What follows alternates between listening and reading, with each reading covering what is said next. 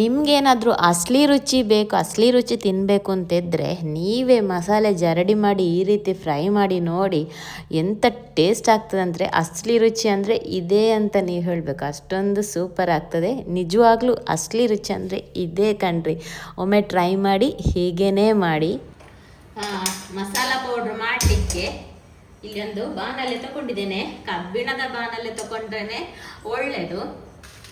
ಈಗ ಇದಕ್ಕೆ ನಮಗೆ ಎಷ್ಟು ಪೌಡರ್ ಬೇಕು ಅಷ್ಟು ಮೆಣಸು ನಾನು ಇಷ್ಟು ಮಾಡಿಟ್ರೆ ನನಗೆ ಒಂದು 4-5 ಸಲ ಫ್ರೈ ಮಾಡ್ಬೋದು. ಈಗ ಇದಕ್ಕೆ 1 ಸ್ಪೂನಷ್ಟು, ಒಂದು ಸ್ವಲ್ಪನೇ ಎಣ್ಣೆ, 1 ಸ್ಪೂನ್ ಬೇಡ, ಸ್ವಲ್ಪನೇ ಇದನ್ನುಂಟಲ್ಲ ಮೆಣಸನ್ನು ಕಟ್ ಮಾಡುವಾಗ ನೋಡಿ ಈ ರೀತಿ ತೊಟ್ಟಿಟ್ಟು ಕಟ್ ಮಾಡಬೇಕು, ಜಾಸ್ತಿ ತೊಟ್ಟು ತೆಗಿಬಾರ್ದು. ಒಂದು ಯಾಕೆ ಅಂದರೆ ಅದರ ಬೀಜ ಎಲ್ಲ ಸ್ಪ್ರೆಡ್ ಆಗಿ ಹೋಗ್ತದೆ, ಮತ್ತೊಂದು ಒಳ್ಳೆ ರುಚಿ ಬರ್ತದೆ ಮಸಾಲೆಗೆ. ತೊಟ್ಟನ್ನೆಲ್ಲ ವೇಸ್ಟ್ ಮಾಡಬಾರ್ದು, ಇಷ್ಟು ತೆಗೆದರೆ ಸಾಕು, ರುಚಿ ಬರ್ತದೆ. ಹಾಗೆ ನಮಗೆ ಪೌಡ್ರ್ ಕೂಡ ಸ್ವಲ್ಪ ಜಾಸ್ತಿ ಆಗ್ತದೆ ಅಂತಲೇ ಹೇಳ್ಬೋದು. ಅದಕ್ಕೆ ನೋಡಿ ತೊಟ್ಟನ್ನು ಇಷ್ಟು ಬಿಟ್ಟು ತೆಗಿಬೇಕು. ಈಗ ಇದನ್ನು ಲೋ ಫ್ಲೇಮಲ್ಲಿ ಹಾಕಿ ಕೈಯನ್ನು ಬಿಡದೆ ಇದನ್ನು ಕೈಯಾಡಿಸ್ತಾ ಇರಬೇಕು. ಒಂದು ಸೈಡ್ ಕಪ್ಪು, ಒಂದು ಸೈಡ್ ಜಾಸ್ತಿ ಸುಟ್ಟೋಗುದು, ಆ ರೀತಿ ಎಲ್ಲ ಆಗಬಾರ್ದು. ಅದಕ್ಕೆ ಕಬ್ಬಿಣದ ಬಾಣಲೆಯಲ್ಲಿ ಟೆಂಪ್ರೇಚರ್ ಒಳ್ಳೆದಿರ್ತದೆ, ಅದಕ್ಕೆ ಕಬ್ಬಿಣದ ಬಾಣಲೆನೇ ತಗೊಳ್ಳೋದು. ತುಂಬ ಸಮಯ ಸ್ಟೋರ್ ಎಲ್ಲ ಮಾಡೋದಾದರೆ ಎಣ್ಣೆ ಬೇಕು ಅಂತ ಇಲ್ಲ, ಜಾಸ್ತಿ ಕ್ವಾಂಟಿಟಿಯಲ್ಲಿ ಮಾಡಿ ಇಡಿದಾಗ ನಾನು ಸ್ವಲ್ಪನೇ ಎಣ್ಣೆ ಹಾಕಿ ಫ್ರೈ ಮಾಡಿದರೆ ತುಂಬಾ ಒಳ್ಳೆ ಪರಿಮಳ ಇರ್ತದೆ. ನೋಡಿ ಸಾಕು, ನಾನು ತುಂಬ ಫ್ರೈ ಮಾಡಲಿಲ್ಲ, ಸ್ವಲ್ಪ ಇದು ಬಿಸಿ ತಟ್ಟಿದ್ರೆ ಸಾಕು, ತುಂಬ ಫ್ರೈ ಆಗಬೇಕು ಅಂತಿಲ್ಲ. ತೆಗೆದಿದ್ದನ್ನು ಪ್ಲೇಟಿಗೆ ಹಾಕಿಡುವ. ನೀರಿನ ಪಸೆ ಇರದ ಪ್ಲೇಟಿಗೆ ಹಾಕಿದರೆ ಆಯಿತು. ಈಗ ಅದೇ ಬಾಣಲೆಗೆ 1-1.5 ಸ್ಪೂನಷ್ಟು ಕಾಳು ಮೆಣಸು, ಇದನ್ನು ಕೂಡ ಲೋ ಫ್ಲೇಮಲ್ಲೇ ಕೈ ಬಿಡದೆ ಕೈ ಆಡಿಸ್ತಾ ಫ್ರೈ ಮಾಡಬೇಕು.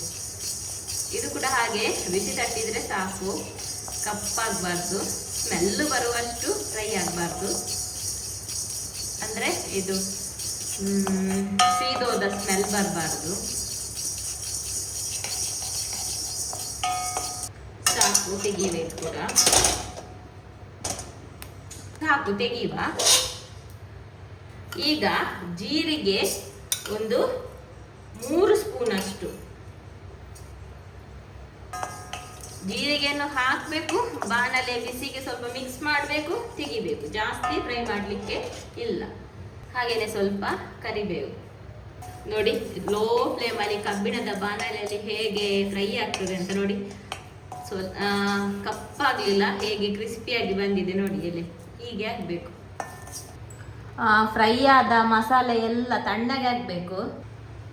ತಣ್ಣಗೆ ಆದಮೇಲೆ ಮಿಕ್ಸಿ ಜಾರಿಗೆ ಹಾಕಬೇಕು. ಈಗ ಇದನ್ನು ಪುಡಿ ಮಾಡುವ. ಈಗ ಸಾಧಾರಣ ಇಷ್ಟು ಪುಡಿ ಆದಮೇಲೆ ಒಂದು ಸ್ವಲ್ಪ ಅಕ್ಕಿ ಹಿಟ್ಟು, 2 ಸ್ಪೂನಷ್ಟು, ಆನಂತರ ಅದಕ್ಕೆ ಸ್ವಲ್ಪ ಅರಶಿನ, ಹಾಗೆಯೇ ಉಪ್ಪು. ಇನ್ನು ನಿಮಗೆ ಕಾರ್ನ್ಫ್ಲವರ್ ಮೈದಾ ಬೇಕಾದರೂ ಸೇರಿಸ್ಬೋದು, ಅಥವಾ ಮತ್ತೆ ಫ್ರೈ ಮಾಡುವಾಗ ಕೂಡ ಹಾಕ್ಬೋದು. ಇನ್ನು ಕಾರ್ನ್ಫ್ಲವರ್ ಸೇರಿಸಿದರೆ ಇನ್ನೂ ಕೂಡ ಲೈಟಾಗಿ ಕಲರ್ ಬರ್ತದೆ. ಆನಂತರ ಇದನ್ನುಂಟಲ್ಲ ಒಮ್ಮೆ ಜರಡಿ ತೆಗಿಬೇಕು, ಆವಾಗ ನಮಗೆ ನೈಸಾದ ಪೌಡ್ರು ಸಿಗ್ತದೆ. ಮತ್ತೆ ಅದ ಉಳಿದ ಇದನ್ನುಂಟಲ್ಲ ಮತ್ತೊಮ್ಮೆ ಪುಡಿ ಮಾಡಬೇಕು ನೋಡಿ. ಮತ್ತೆ ಮಿಕ್ಸಿ ಒಳ್ಳೇದಿದ್ರೆ ಉಂಟಲ್ಲ, ನಾನು ಇದು ದೊಡ್ಡ ಜಾರಲ್ಲಿ ಹಾಕಿದಲ್ಲ, ಇದು ಪುಡಿ ಮಾಡಿದ ಸಣ್ಣ ಜಾರಲ್ಲಿ ಹಾಕಿದರೆ ಇನ್ನೂ ಫೈನ್ ಆಗ್ತದೆ ಪೌಡರ್. ಇದನ್ನು ಪುನೊಮ್ಮೆ ಪೌಡರ್ ಕೂಡ ಮಾಡ್ಬೋದು, ಅಥವಾ ಹಾಗೇನೆ ಎತ್ತಿಟ್ಟು ಪಲ್ಯಕ್ಕೂ ಹಾಕ್ಬೋದು. ನಾನು ಜಾಸ್ತಿಯಾಗಿ ಪಲ್ಯಕ್ಕೆಲ್ಲ, ನಾವು ಉಪ್ಪು ಕರಿ ಅಂತ ಹೇಳ್ತೇವೆ, ಅದಕ್ಕೆಲ್ಲ ನಾನು ಜಾಸ್ತಿಯಾಗಿ ಈ ರೀತಿ ಪುಡಿಯನ್ನು ತೆಗೆದಿಟ್ಟು ಹಾಕ್ತೇನೆ. ನೋಡಿ ಎಷ್ಟು ನೈಸಾಗಿ ಆಗಿದೆ ಅಂತ. ಇದಕ್ಕೆ ನಾನು ಕಾರ್ನ್ಫ್ಲವರ್ ಯಾಕೆ ಆ್ಯಡ್ ಮಾಡಲಿಲ್ಲ ಅಂತ ಮತ್ತೆ ಹೇಳ್ತೇನೆ. ಈಗ ಇದನ್ನು ಫ್ರೈ ಮಾಡಿ ತೋರಿಸ್ತೇನೆ. ಈಗ ಇಲ್ಲಿ ಸ್ವಲ್ಪ ಪೌಡರ್ ತಗೊಂಡಿದ್ದೇನೆ ಫ್ರೈ ಮಾಡಲಿಕ್ಕೆ, ಅದಕ್ಕೆ ಕಾರ್ನ್ಫ್ಲವರ್ ಆ್ಯಡ್ ಮಾಡ್ತಾ ಇದ್ದೇನೆ.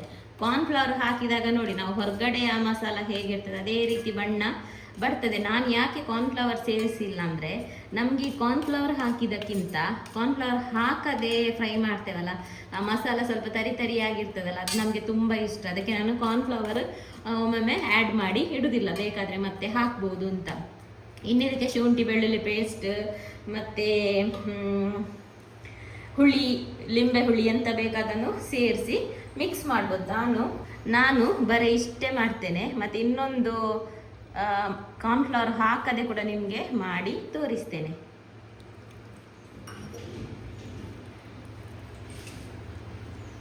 ಇದು ನಮ್ಮದು ಒರಿಜಿನಲ್ ಕಲರ್. ಇದಕ್ಕೆ ಫುಡ್ ಕಲರಲ್ಲಿ ಎಂತ ಆ್ಯಡ್ ಮಾಡಲಿಲ್ಲ. ಫುಡ್ ಕಲರಲ್ಲಿ ಆ್ಯಡ್ ಮಾಡಿದರೆ ಕೆಂಪಾಗಿ ಬರ್ತದೆ, ಅದೆಲ್ಲ ಬೇಡ. ಇದೇ ಸಾಕು, ಅಸಲಿ ರುಚಿಗೆ ಇಷ್ಟೇ ಸಾಕು. ಈಗ ಇದಕ್ಕೆ ಮೀನು ಆ್ಯಡ್ ಮಾಡ್ತೇನೆ.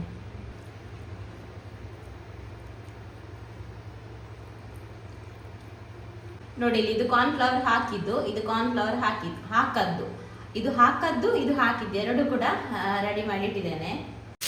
ನೋಡಿ, ಎರಡನ್ನು ಫ್ರೈ ಮಾಡಲಿಕ್ಕೆ ಹಾಕಿದ್ದೇನೆ. ಇದು ಕಾರ್ನ್ಫ್ಲವರ್, ಇದು ಕಾರ್ನ್ಫ್ಲವರ್ ಹಾಕದ್ದು. ಟರ್ನ್ ಮಾಡಿ ಕೂಡ ಹಾಕಿದೆ. ನೋಡಿ, ಕಾರ್ನ್ಫ್ಲವರ್ ಹಾಕಿದ್ದು 2, ಹಾಕದ್ದು 3. ಏನು ವ್ಯತ್ಯಾಸ ಇಲ್ಲ, ಸ್ವಲ್ಪ ಮಸಾಲೆ ಅಂಟ್ಕೊಳ್ತದೆ ಅಂತ ಅಷ್ಟೇ. ನಾನು ಕಾರ್ನ್ಫ್ಲವರ್ ಕೂಡ ತುಂಬ ಕಡಿಮೆನೇ ಹಾಕಿದ್ದು. ಜಾಸ್ತಿ ಹಾಕಿದ್ರೆ ಒಳ್ಳೆ ಲೇಪನ ಹಾಕಿದಾಗೆ ಆಗ್ತದೆ, ಅಷ್ಟೇ ಡಿಫ್ರೆನ್ಸ್. ರುಚಿ ಮಾತ್ರ ಈ ರೀತಿ ಸಿಂಪಲ್ ಮಸಾಲೆ ಹಾಕಿ ಪುಡಿ ಮಾಡಿಟ್ರೆ ಉಂಟಲ್ಲ, ಒಳ್ಳೇದಾಗ್ತದೆ. ಅಸಲಿ ರುಚಿ ಅಂತಲೇ ಹೇಳ್ಬೋದು. ಒಂದು ಒಳ್ಳೆ ಮಸಾಲೆ ಫ್ಲೇವರ್ ಎಲ್ಲ ಇರ್ತದೆ. ಜಾಸ್ತಿ ಮಸಾಲೆ ಹಾಕಿದರೆ ಅಷ್ಟೊಂದು ಒಳ್ಳೇದಾಗೋದಿಲ್ಲ. ಇದ್ದದೆಲ್ಲ ಸಿಕ್ಕಿದೆಲ್ಲ ಹಾಕಬಾರ್ದು. ಈ ರೀತಿ ಕೆಲವೇ ಇಂಗ್ರೀಡಿಯೆಂಟ್ಸ್ ಹಾಕಿ ಪೌಡರ್ ಮಾಡಿ ಇಟ್ಟು ಬಿಡಬೇಕು. ನೋಡಿ, ಲೋ ಫ್ಲೇಮಲ್ಲಿ ಇಟ್ಟು ಒಳ್ಳೆ ಫ್ರೈ ಮಾಡಿದರೆ ಡಿಫ್ರೆನ್ಸ್ ಎಲ್ಲ ನೋಡಿ. ಕಾರ್ನ್ಫ್ಲವರ್ ಹಾಕಿದ್ದು ಹಾಗೆ, ಹಾಕದಿದ್ದರೂ ಹಾಗೆ. ನೋಡಿ, ಜಾಸ್ತಿ ಹಾಕಿದರೆ ಹೇಳಿದೆಲ್ಲ ಲೇಪನ ಥರ ಇರ್ತದೆ.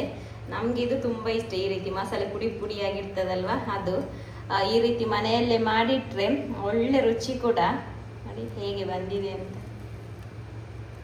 ಇದು ಕಾರ್ನ್ಫ್ಲವರ್ ಹಾಕಿದ್ದು, ಇದು ಹಾಕದ್ದು.